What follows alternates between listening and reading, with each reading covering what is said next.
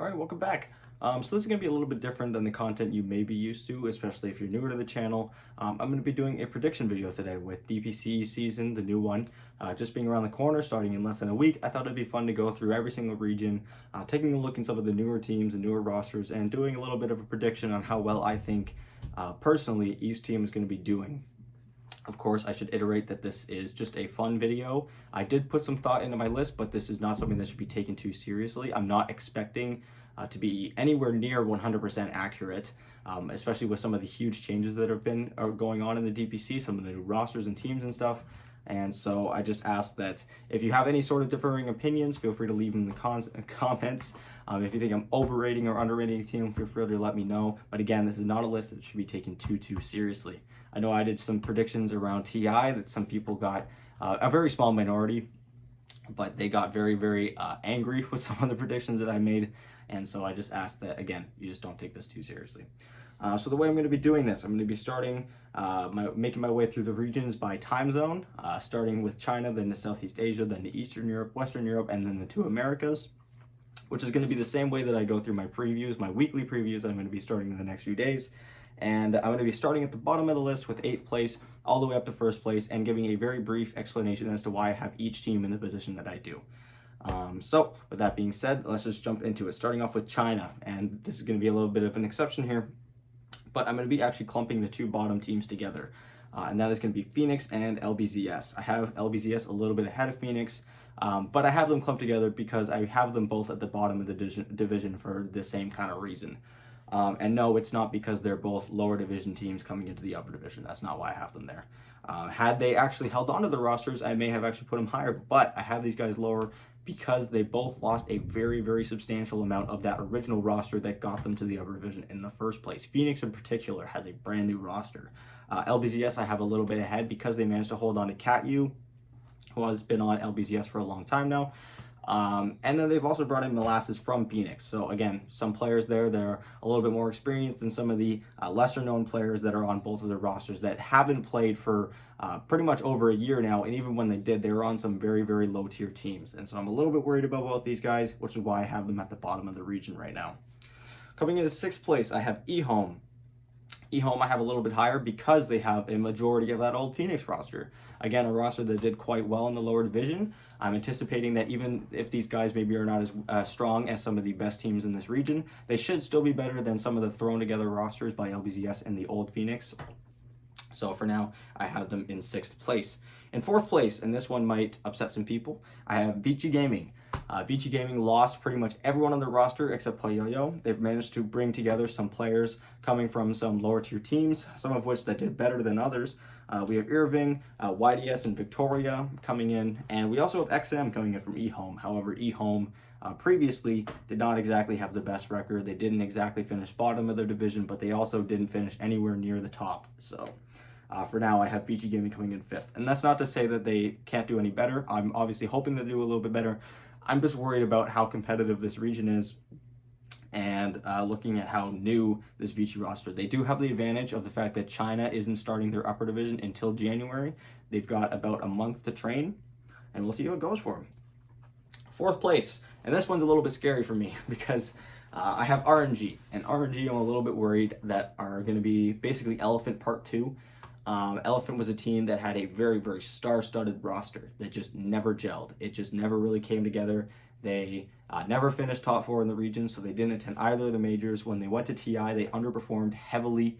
They made the lower division. They lost in the best of one. They did lose to Evil Geniuses, who was probably the best team in those best of ones. But still, you should not be in that position to begin with as a team as good as Elephant was supposed to be. And so I'm a little bit worried about that with RNG because they have a lot of that same stature with a lot of big name players, most of which coming from the old PSG LGD from TI8 and TI9 era. But regardless, this should still be a very good team, and I'm anticipating to do quite well. Especially with their hard carry God King, who's been on RNG for a little while. I am a little bit worried about him because RNG was supposed to be in the lower division this time around. He didn't exactly have the best season last time, but we'll see if he has a bounce back. Coming in at 3rd place, I have Aster.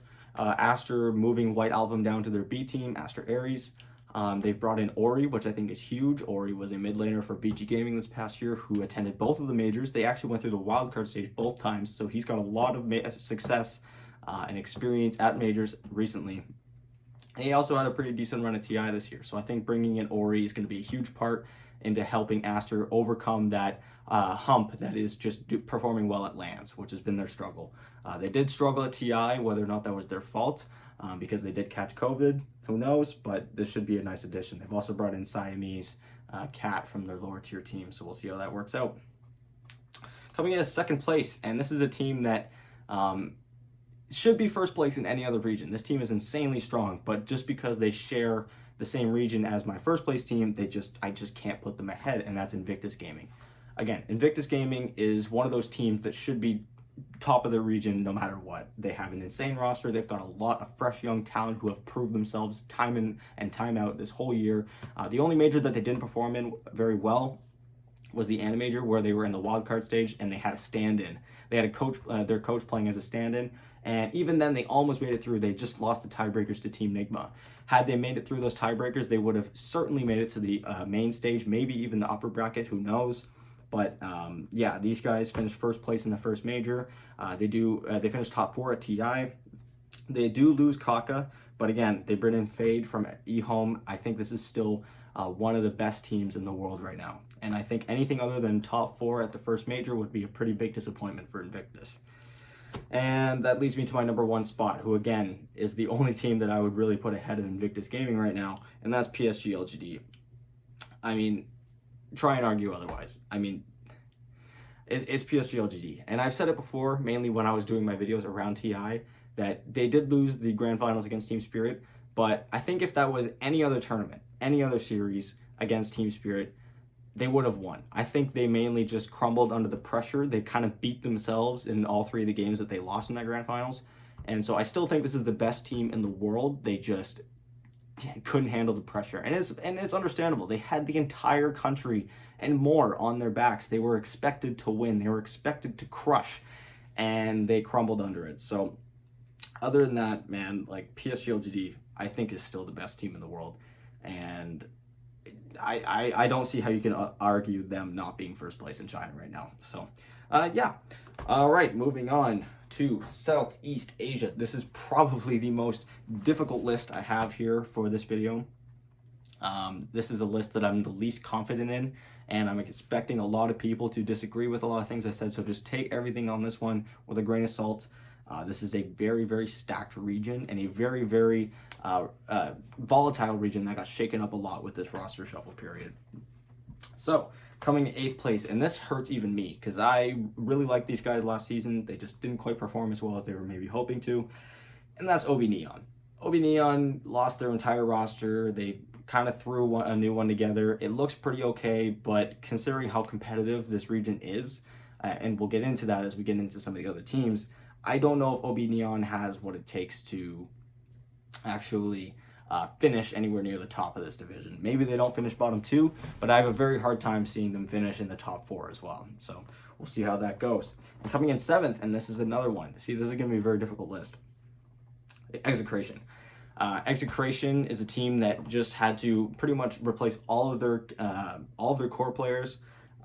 It's a very, very tough region, and so this shakeup is going to be pretty huge. It's going to be a matter of how quickly they're able to adjust to this new roster change in a very, very difficult region. My best hope for them is that they get off to a quick start, or maybe they just have a really, really good back half when they do manage to gel. But for now, I have Execration finishing bottom 2. Just because of the fact that their roster has gone through such a significant shakeup, and they didn't really get some of that star power to come in and fill those slots, despite the fact that they had a very good season last time around. All right, next up, coming in 6th place, and this is a team that I was originally going to have a little bit higher, but by virtue of how well Talon has been doing, and specifically KP, I think losing KP is going to be a little bit more of a loss than people were maybe expecting for Team SMG. They do bring in Raging Potato, which I think is going to be pretty good. He's going to fill that slot quite well, but with just how well KP's been playing, he pretty much carried Talon through these qualifiers. Not to say that any of the players on the team played particularly bad, but he had a hell of a good qualifier. And again, it's just showing me that SMG may have lost a little bit more than they were expecting there. So I have them coming in at 6th place. Coming in 5th place, and this is a bit of a risk as well, Tnc Predator. I think this is going to be expected a little bit for Tnc Predator with the new approach that they've come at this roster with. They've got a lot of young players on this team, and I think that they're probably hoping not to get knocked out to the lower division with this new roster. I mean, they've got some older players who've been around for a while, like Febby. He's even been around TNC for a long time. But again, this is not a team that I think they're even expecting are going to make it to the first major, even though Southeast Asia does have 3 slots available to them. So for now, I have Tnc Predator coming in at 5th place. Coming in 4th place, and this is a team that I was very impressed with last season. Coming in from the lower division, we have Motivate. Motivate, I think, has a huge advantage in the fact that they managed to keep their whole roster together. I think maybe they had 1 player change. I can't remember off the top of my head here, but they only lost 2 individual games in the entire last season. They went 7-0 in all of their series, and yeah, this is going to be huge. They are going to have to show that they are able to make the transition from that lower division, which was very close, to this upper division. And so right now I have Motivate Trust Gaming coming in 4th place. Coming in 3rd, and this is a team that almost was in the lower division, but by virtue of Omega getting banned, they are now in the upper division, and that's Boom. Boom has a very, very scary looking roster. They brought in Skems to replace Hyde, who got picked up by Talon, obviously, but they just played in BTS Pro Series 9, which is obviously not a Valve or TPC related tournament, but they finished 1st place against some of the other SEA teams that I've already mentioned in this video, like OB Neon and Execration. So yeah, I have very high expectations for Boom just based off of the names in the roster and the fact that they did finish 1st place in that BTS series. And so we'll have to see how it goes for them. I have them finishing 3rd place, which means they should be attending the first major. Coming in at 2nd place, we have Fnatic. And I don't know what else to say other than the fact that this is a stacked roster. Raven, Armel, Jabs, DJ, and Johnnyuel. DJ's back to position 4, which is huge as well. That's his bread and butter. Yeah, this is just one of the craziest stacks in all of Southeast Asia. I would be very surprised to see them underperform. Again, that's just because they've got a lot of big names on the team. Doesn't necessarily mean that they're going to do very well. But they did win TI qualifiers with a majority of this stack that they've managed to hold together. And so we'll see how it goes. And that means that my number 1 spot, surprise, surprise, goes to T1. T1 has managed to stay together after TI. They had a pretty good run at TI as well. They had a very, very, very good back half of the season after they picked up 23 Savage. Of course, he played in the first major with them, but because he was so new on the team kind of didn't perform as well as maybe they were hoping to. But ever since that 2nd season, T1 has looked like the team to beat in Southeast Asia. And for now, they've given me no real reason to doubt them, as they were the furthest or the highest placing Southeast Asian team at TI this year. And so for now, I have them coming at 1st place in their region. And so that moves me on now onto Eastern Europe, aka CIS. This was another one that was a little bit difficult, but I feel a little bit more confident about this list than my last one. Again, Southeast Asia, that's the list I'm the least confident in, other than maybe the top 2. I think T1 and Fnatic are pretty locked in for finishing top 2. I think anything other than that would be a huge disappointment to them. So starting off CIS, again, kind of the same thing as with China. I'm going to be looping the first 2 teams together, and that is Empire and Hellraisers, by virtue of the exact same thing. These guys did very, very well in their lower division, but by the time their roster and their org makes it to the upper division, a majority of their rosters has been stripped away. These are not the same teams whatsoever. For Hellraisers, they managed to hold on to both of their supports, but they have a brand new core lineup, which again doesn't necessarily mean that they're going to do poorly, but it's going to be a tough transition for them, and I'm a little bit worried for them. Coming in at 6th place, I have PuckChamp. PuckChamp is a team that did pretty okay in the 2nd season upper division. They didn't finish very close to the top, but they also didn't get relegated. They've made some changes in the offseason. They brought in Malik, who played in the lower division in Western Europe for the past year. Young G, who's been inactive for a little while. And so overall, I haven't been super impressed with the changes that they've made, but I also haven't been super upset with the changes that they've made. I don't see this team going like 0-7. I don't see this team going 7-0. And so right now I just kind of have them in the same spot that they finished last season. Next up, Gambit.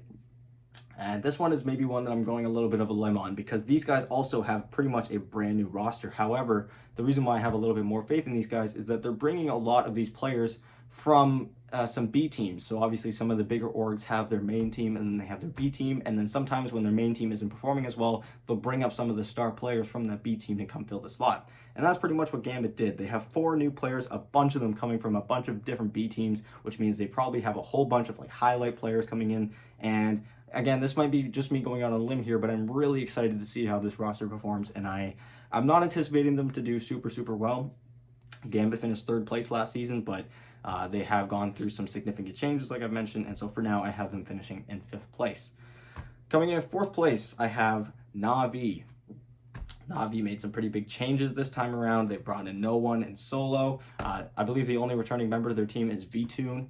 Navi didn't exactly have the best season last time around, but it's a new roster, some very high-performing players. No one notably was on Gambit when they finished 3rd place. He's still one of the best mid laners in the world. He's just not as talked about as much because he hasn't been at any of the majors or LANs in a while.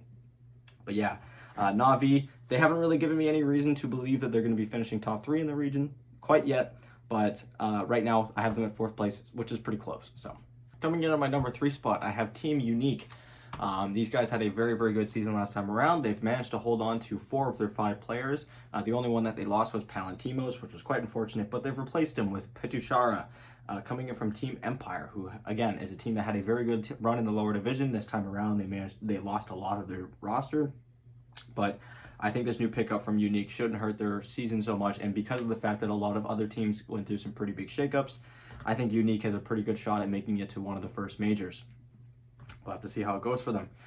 Coming in at number 2, and this is going to be a pretty contested top 2 because I think if I put any other team than the team that I have in first place, it's going to stir up some drama. And so for now, I have Virtus Pro coming in at 2nd place. Virtus Pro made some changes to their roster, obviously, which I was a little upset with because obviously they finished top 6 at TI, which was huge. But they lose Nightfall. Well, they move Nightfall to their inactive roster and then end up losing him later. They replaced him with Pure. They have Yamage coming into play position 4 instead of Save. And assuming that this is the move that they wanted to make, because obviously I'm sure if Nightfall and Save wanted to stay on the team, they would have. Virtus Pro should technically be stronger than they were last time around.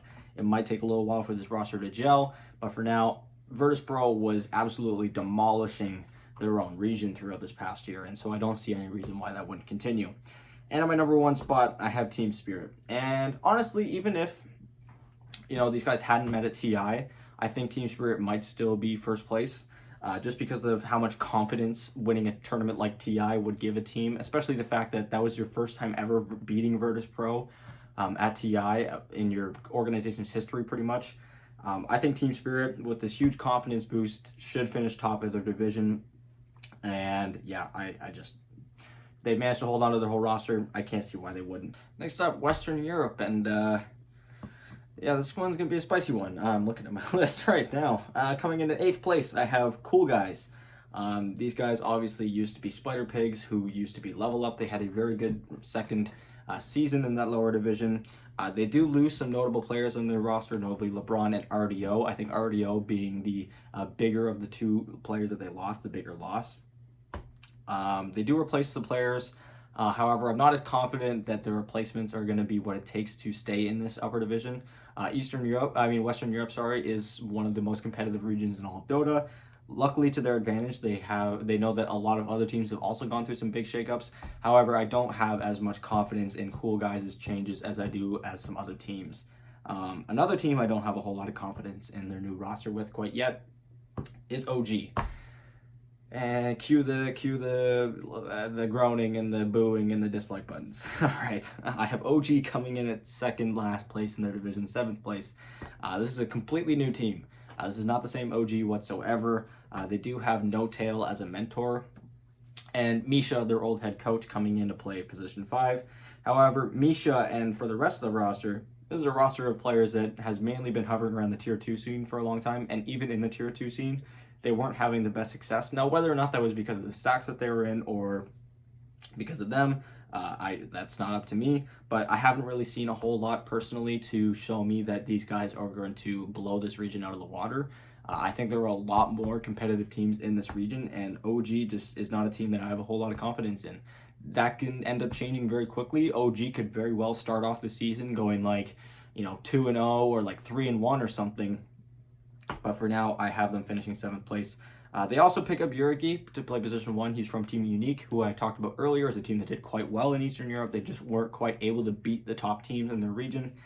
And so, yeah, we'll have to see how it goes for them. Coming in 6th place, I have Team Tickles. And it feels weird to say that, man. That's such a... I don't care what anyone says. That's such a terrible name for a team. This is the old Viking GG. They lose their position 3 and 4 players, but they bring in Ace and Tofu from Hellbear Smashers, a team that had a very, very good season in Season 1 in that lower division, but got utterly demolished in Season 2 when they were in the upper division. So I'm sure these 2 players are looking for a bit of a redemption here. So they do have Tier 1 experience, which might end up helping Viking GG. And they've also brought in Diary Cho, who previously played on Windstrike. This is a team that very likely could flop, but we'll have to see how it goes for them. Viking GG did have a very good season last time around and did look like one of the teams that could very much be in the running for a TI spot in those qualifiers. Next up, coming in 5th place, I have Alliance. Alliance is a team that I was predicting that they were going to be overrated heading into TI. I think a big part of the reason why they had a lot of success in the last season was because of the fact that they were using a coach in-game. I thought that was kind of shady, but I do like the changes that they've made. I think the changes are pretty big. My one concern is that they're bringing in Supreme, who played on Chicken Fighters, who finished at the bottom of the lower division last season. Now, obviously, that doesn't mean that it was directly his fault, but I am a little bit worried about that. However, the other 2 additions that they've made, I am very happy with. Lelis from Quincy Crew, he is a fantastic player. Really glad to see him brought into a region as competitive as Western Europe. I'm really excited to see how that goes. And they also bring in Aramis from Viking GG, who I was just talking about, had a fantastic season last time around. So Alliance is a team that maybe don't make it to the first major, but give them a few months and they might end up being one of the scarier teams in Western Europe. I'm really liking what Alliance did here. They also hold on to Nico Baby and Handskin, and they're even having them staying in the same lane together. So those 2 players that already knew each other before, going to be laning together. Again, very happy with the changes that they've made. Coming in at 4th place, Team Liquid. They, of course, added Matumbamen and Zai, which I think was huge. I love these changes. Matumbamen is a player that I think a lot of people will feel very hit or miss on, just off of the fact that, sometimes it feels like he needs to be the one getting carried at times. He is still playing carry for Team Liquid. The only reason why I don't have Team Liquid any higher is because of the players that they lost in order to acquire these ones, those being Koikfa and Taiga. I think Koikfa was probably the best player on Team Liquid's roster, one of the best mid laners in the region, if not the world. It is going to be a huge loss. I know Mickey is also a mid player. Team Liquid was one of those teams that was very, very flexible when it came to positions. But losing someone like Koikfa and Taiga, another big name player too, I'm anticipating that to hurt quite a bit. Although having a player like Zai on your team, Matumbamen on your team, probably makes you feel a little bit better. If they didn't have those amazing players on their team, I wouldn't feel nearly as confident having Liquid finishing in the top 4 otherwise. Finishing in 3rd place, I have Tundra. I think this is Tundra's time to shine. A lot of other teams in this region went through some pretty significant shakeups. It might take a few of them to recover, really gel together as a team. Tundra is a team that has been sticking together for a very long time now, and they've just signed an extension that goes to the year 2024, and they already nearly won the qualifiers for Western Europe. They obviously lost to OG in the grand finals, but they looked very impressive on the way. They've been competitive with some of the top teams in the region before, and I think this is Tundra's time to break through. I think the more points they can get towards the start of the year before teams gel, like I've mentioned, the better chance they'll have at making it to TI just based on points. And so that brings me to my number 2 spot, and that is Enigma Galaxy, who of course have now joined together with Galaxy Racers Division. These guys, of course, another team that is staying together from the previous run. I think their weakest point when they were at the Animajor, where they looked like one of the strongest teams, was the fact that ILTW was a very new player when it comes to the Tier 1 scene. He's obviously been bouncing around some higher tier teams throughout his career, but he never really had that long-term Tier 1 Dota experience. And in that Animajor, it was notably him making a lot of those rookie mistakes. And so I think Team Enigma, with this time that they've had to train, hopefully, and gel together as a team, they've ironed out some of those mistakes. They've brought ILTW up to date, having someone like Miracle playing mid. Any team with GH on it, I'm going to love. And so I'm just really hoping that this is Team Enigma's season. Again, they've got a fantastic roster. They've managed to hold it together, and we'll see how it goes for them. And finally, that leaves me with my top place team. Surprise, surprise, it's Team Secret. These guys had a fantastic year besides the second season of last year, which they've mentioned that they took a little bit less seriously because they didn't want to burn themselves out before TI, which is fair. They did do quite well in the first major in the first season. And they also finished 3rd place at TI, which is huge. They do lose some members, which you would think immediately off the bat would be huge. Zaya, Matumamin, those are big parts of the roster, but they replaced them with Ice Ice Ice and Sumail. Like, the amount of draft synergy that Puppy is going to be able to have now, the amount of flexibility Puppy's going to be able to have in his drafts now, having someone like Ice Ice Ice on your team that can play pretty much anything in the offlane. I mean, we saw this year Broodmother offlane was popular. What a year to have Ice Ice Ice on your team for Evil Geniuses when Broodmother is an offlaner and she's broken. So yeah, I think this is going to be Team Secret's season to lose. I think they should be I think they're going to be the top team in Western Europe this time around. Now moving on to my final 2 regions, the 2 Americas. Starting off with North America. Coming into 8th place, I have D2 Hustlers. D2 Hustlers had a very good time around in the lower division last season. However, they've lost 4 of their 5 members. The only member they have remaining is Devi Lama, and he's going through a position change right now with this new roster. They also have Sammy Boy marked as an offlaner. Assuming he's playing offlane, that's also a position change that I'm not as confident with. And so I'm a little bit worried about D2 Hustlers and these new changes that they've made, and I just don't think that they're going to end up staying on top of this season. Coming in at 7th place, but could very easily also be 8th place because I just really don't have faith in this roster, and that is Simply 2 Based. Simply 2 Based lost I Annihilate and Monkeys Forever, and they've replaced them with Ryoya and Lil Nick. And I think those 2 replacements don't nearly live up to some of the players, to those 2 players that they lost, especially since Lil Nick is going to be playing offlane, which is another carry player going through a position change. And I just don't see anything to really say wow about with this roster compared to some of the other teams in this region, and I'm a little bit worried about it. And so we'll have to see how it goes for Simply 2 Based. Next up, Arkosh. And so I talked about it in my last video. Arkosh picked up Kyle and Monkeys Forever in this time. It's unclear who's going to be playing what because obviously they lost mid laner Shaggy, aka what was he, Crow or something like that. I don't know the Arkosh nicknames or whatever very well. My only concern about Arkosh, and the only reason why I don't think they're going to do a little bit better than this, because I do think they are one of the better stacks in this region, is the fact that they have players kind of playing from everywhere. It's no secret that BSJ is on this team. Now they've got Kyle on their team. If Kyle is going to be part of the talent list in Western Europe like he was last year, that means he and BSJ are going to be playing on a North American server from Europe, which might end up being a little bit more detrimental than maybe they'd hope. And so for now, assuming Kyle is going to be part of the talent list in the Western European region, I have I have Arkosh finishing 6th place. Coming in 5th, Black and Yellow. I like some of the changes that Black and Yellow made. Bringing in Shaggy I think is huge. Shaggy's had a notably pretty good year. He's been getting better and better as time passes. However, some of the things that I'm worried about is bringing in Zero and Dunha. These are 2 players that don't have tier 1 experience like some of the other members on their team. They did bring in Rises, which is pretty huge. He had a good run in the lower division last season in South America with Ego Boys. But again, I'm a little bit worried about Black and Yellow's rest of the roster. And so for now, I have them finishing in 5th place.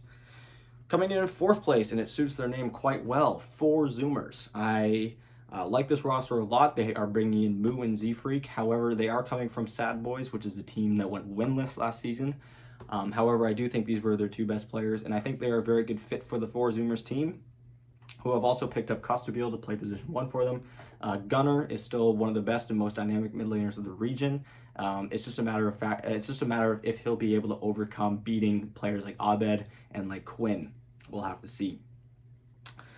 Coming in 3rd place, Quincy Crew. And Quincy Crew I would have a little bit lower if it wasn't for the fact that they picked up Kezu. Kezu is a huge part of that team now. He is going to be captaining them. He is a fantastic player. He was their coach through a TI. And sure, they didn't exactly perform super well at TI, but regardless, I like the changes that Quincy Crew has made. The only thing I'm a little bit worried about is the fact that they did make a lot of changes. The only 2 players that they've held on to are Quinn and Yawar, and we'll have to see how that goes. Coming in at number 2, I don't even want to say it, I have Evil Geniuses. And for the same reason as why I have Quincy Crew a little bit lower than maybe some other people, the changes that they've made, the players that they've brought in, they are big name players, but they are also players that could very well get off to slow starts. Nightfall is coming in as a Russian player to a North American organization. He's switching roles as well, so his hero pool might be a little limited at the start. He's going to be playing offlane as opposed to carry. We have Jerax coming out of retirement, and of course, Jerax being one of the greatest players to ever play, coming out of retirement is no small thing, especially when he took 2 years away from the pro scene. He's also going to be going through a position change, and so we'll have to see how it goes. I've mentioned before, I think they have an advantage of playing in North America, who relative to some other region has a pretty weak lower half, and so if they can feed on those lower half teams at the start, I think they'll have a good chance. But for now, I have Evil Geniuses coming in number 2, and that means my number 1 spot is Undying. I think Undying really came into their own this year. They just barely missed out on both majors. They finished 3rd place in their region both seasons. So they just didn't quite get that recognition. They made it get to TI. They sweep the entire qualifiers. They didn't drop a single game through the entire qualifiers. They were competitive until the end. They made it to the lower bracket just by virtue of losing 1 game to Evil Geniuses. And then they were competitive with Evil Geniuses at TI. They actually took a game off them. And now Evil Geniuses is looking a little bit weaker than they did back at TI. And Undying managed to hold their whole roster together. So I am very excited for this Undying team. And I really hope that they make it to a major, because they really deserve just as much, if not more, recognition that they got at TI. And so for now, I have Undying finishing number 1. All right, and I'm totally ready for if Evil Geniuses finishes 1st place. I already know people are going to come back to this video and leave a comment telling me how wrong I was or something like that. So, all right, wrapping things up with the last region on the list. Sorry to have you waited if you've watched this whole video to this point. Kicking off this region, South America, with 8th place, I have SG Esports. This is a brand new roster. Had they held on to their roster from TI, I may have had a little bit more hope from them, just because they did perform a little bit better than I was expecting. They had some shining players on their team, but they don't manage to do that whatsoever. They bring in a whole new roster. They've got ARM coming in from Infinity Gaming, but he hasn't played since March. They bring in KXY from Infamous, Heiko from SG Energy, same thing for LTH. So these players are coming in from B teams.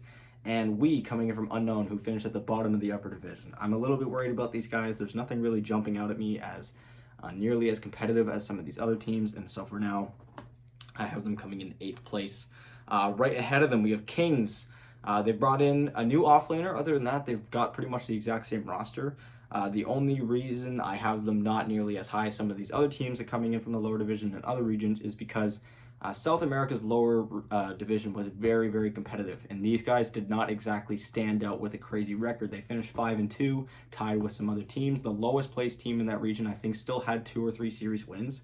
So these guys weren't exactly standouts in that lower division, and so I'm a little bit worried that they won't be able to keep up with South America's upper division, which is still pretty strong. I think people kind of underrate how strong South America can be. Next up, coming in 6th place, virtue of some of the things that have given me reason to hold some of the other teams back, is Infamous. They've got a whole new lineup of core players. They've got Lumiere coming in from Hikari, who had a pretty decent season last season. They have Alone coming from Ego Boys, who had a very good time in the lower division. But again, coming in from a lower division that was very close. And they're bringing in Sacred from Unknown, who had a very terrible time with Unknown last season. So I've kind of got them in the same spot where they finished before. They've not really given me any reason to feel extra excited or extra upset about. And so for now, I have them finishing 6th. Coming in 5th place, No Ping. No Ping have picked up the 2 supports from the old SG roster that went to TI, KJ and Theo. I've mentioned before that I think that SG's roster that was at TI, the best players on the team were their mid laner and their carry player, those being 40R and Costabile. And right now, those 2 pickups are nice. However, I think this is a little bit of a downgrade for No Ping considering their last roster. They brought in Monster, who also played on Sad Boys in North America, who had a pretty rough season last time around. And they brought in RDO as well, which I think is probably the best player that they brought in. He had a very good time with Level Up last season in Western Europe.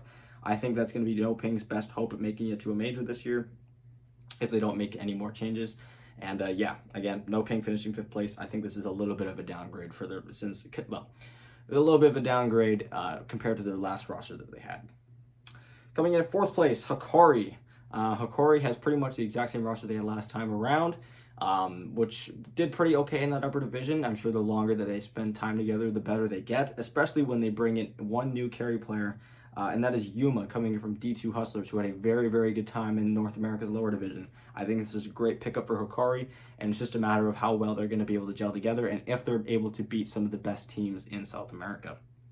We'll have to see. Coming in at 3rd place, I have Lava, and I have Lava here, and this might be a controversial pick because of how lukewarm Thunder Predator has been ever since the first major of the year of last year, and they have the old Thunder Predator roster. Of course, Thunder Predator was the only team to go absolutely winless in the entire group stage of TI, which was a big problem, but it's still a pretty good looking roster. I think they should manage to pick themselves back up again and still be one of the best teams in South America. We'll have to see how it goes. This is one that could totally backfire in my face, but South America is a region that obviously they know a lot better than the other ones, and so they should have a better time around this time. Speaking of Thunder Predator, that is my number 2 team right now. This new Thunder Predator stack is majority coming from that old No Ping stack that finished 1st place in the last South American DPC, which was a pretty impressive lineup. And so I'm excited to see how well these guys do in this new season. I have them finishing right behind my 1st place team, Beast Coast. Beast Coast is a team that I think most of the time when they lose in their own region, it's because they're beating themselves. And I think any fan of the team would know that or would agree with me there. But they have managed to stick together. These guys have been together for a very long time. They're only getting better with time. And so we'll have to see how they do this year in their own region. But for now, I have them finishing 1st place, as they've really given me no reason to doubt them in their own region. They've been very consistent throughout the years, consistently one of the best teams in the region. And so, yeah, that's going to do it. Thank you guys so much for watching. Again, this has been just a little fun video. Remember not to take anything in this video too seriously. And I will be having some previews coming up in the next few days. So thank you guys so much for watching, and I'll talk to you guys tomorrow with another video. Bye.